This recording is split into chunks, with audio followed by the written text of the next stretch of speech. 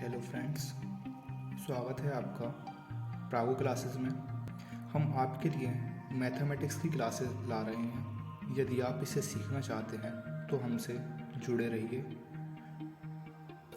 तो फ्रेंड्स, आज की क्लास का टॉपिक है घातांक। घातांक क्या है? यदि किसी संख्या की उसी संख्या में बार बार गुणा हो रही हो तो उस संख्या को संक्षिप्त रूप में लिखना ही घातांक है। जैसे हम एक एग्जांपल ले लेते हैं, 2 गुणा 2 गुणा 2 गुणा 2। अब यहाँ पर हम देख रहे हैं कि 2 की गुणा लगातार 5 बार हो रही है, तो हम इसको क्या लिख सकते हैं? 2 की घात 5।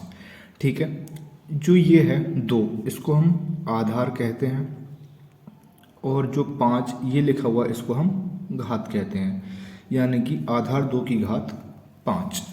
ठीक है, इसके बाद हम एक दो एग्जांपल और ले लेते हैं। जैसे 2 गुणा 2 गुणा 2 गुणा 3 गुणा 3 गुणा 3 गुणा 3।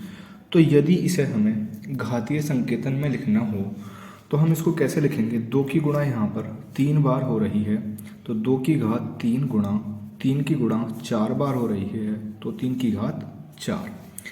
ठीक है, इसके बाद हम कुछ और संख्याओं को घातीय संकेतन में लिखेंगे। जैसे 8, यदि हमें इसको घातीय संकेतन में लिखना हो तो हमें 8 के फैक्टर करने होंगे, यानी कि गुणनखंड करने होंगे।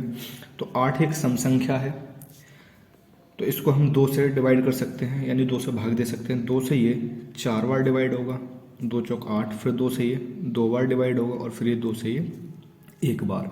यहाँ पर 2 की गुणा 3 बार हो रही है, तो हम 8 को लिख सकते हैं 2 की घात 3।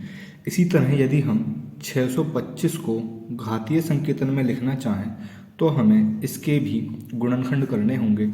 इसमें इकाई का अंक 5 है, तो हम इसको 5 से भाग कर सकते हैं।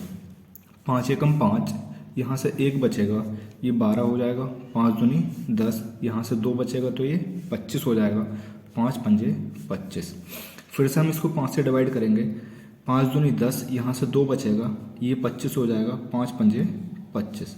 फिर से हम इसको 5 से डिवाइड करेंगे, 5 पंजे 25, और फिर से हम इसको 5 से डिवाइड करेंगे तो 5 एकम 5। अब हम 625 को लिख सकते हैं 1 2 3 4, यानी 5 की गुणा 4 बार हुई है, तो हम इसको 5 की घात 4 लिख सकते हैं। अब आप इसकी प्रैक्टिस कर सकते हैं। मैं कुछ क्वेश्चन बना दे रहा हूँ यहाँ पर।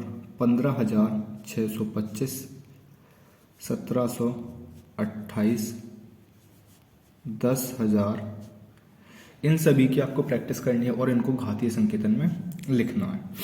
अब हम घातांक के नियम की बात करते हैं। तो घातांक का जो पहला नियम है वो ये है कि यदि किसी संख्या की घात ऋणात्मक हो, यदि किसी संख्या की घात ऋणात्मक हो, जैसे कि 2 की घात -5, तो हम इसका मान कैसे निकालेंगे? इसको हमें लिख देना है 1/2 की घात 5। ये जो घात हमारी यहाँ पर ऋणात्मक थी, ये क्या हो गई अब हमारी धनात्मक। एक एग्जांपल लेते हैं हम, 5 की घात -2। यदि हमें इसका मान ज्ञात करना हो तो हम क्या करेंगे? 1/5 की घात 2। जब घात 2 लगी हुई है तो गुणा कितने बार करनी होगी हमें? 2 बार, यानी 1/5 गुणा 5। इसका मान हो जाएगा 1/25। 25 से यदि हम 1 को भाग करेंगे तो इसका आंसर आएगा 0.04। ठीक है, अब हम दूसरा नियम देखते हैं। दूसरा नियम है, यदि किसी संख्याओं की घातें समान ना हो या फिर समान भी हो सकती हैं और वे दोनों संख्याएं भाग के रूप में हों तो उनकी घातों को घटा दिया जाता है। जैसे कि यदि 5 की घात 7/5 की घात 5 हो तो इसका मान निकालने के लिए हमें ये जो घातें हैं इनको घटा देना है, यानी 5 की घात 7 माइनस 5 की घात 5, ये कितना हो जाएगा 5 की घात 2। यदि घात 2 है तो 2 बार गुणा करनी होगी हमें इसकी, इसका आंसर आएगा 25। ठीक है, और भी एग्जांपल ले सकते हैं हम, जैसे 7 की घात 5 बटे 7 की घात 3, तो इसको हम क्या कर सकते हैं 7 की घात 5 माइनस 3 यानी 7 की घात 2। ठीक है, इसके बाद अगला जो नियम है घातांक का वो यह है कि यदि किसी संख्या की घात के ऊपर एक और घात लगी हुई हो, जैसे हम यहाँ पर देख रहे हैं a की घात m और उसकी घात n, तो क्या करना है हमें उन दोनों घातों की गुणा कर देनी है। जैसे 2 की घात 3 और इसकी घात 5 हो, तब हमें क्या करना है 2 की घात 3 गुणा 5 यानी 2 की घात 15। ठीक है, अगला जो नियम है वो ये है कि यदि घातें समान हों और संख्याएं गुणा के रूप में हों, तब हमें क्या करना है, जैसे 2 की घात 5 गुणा 3 की घात 5। अब हम इसमें देख रहे हैं कि आधार जो हैं वो अलग अलग हैं और घातें समान हैं।